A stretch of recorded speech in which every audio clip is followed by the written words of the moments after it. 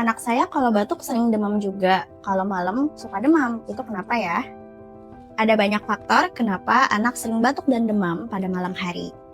Bisa jadi anaknya memiliki alergi pada udara dingin di malam hari atau terhirup debu saat anaknya tidur. Tapi kalau batuk dan demam anaknya terjadi lebih dari 2 minggu, itu yang perlu dilakukan pemeriksaan ke dokter untuk uji lab. Karena bisa jadi ada virus yang berbahaya sedang masuk dan menyerang pernapasan anak. Salah satunya adalah virus Mycobacterium tuberculosis atau virus yang menyebabkan flek paru pada anak.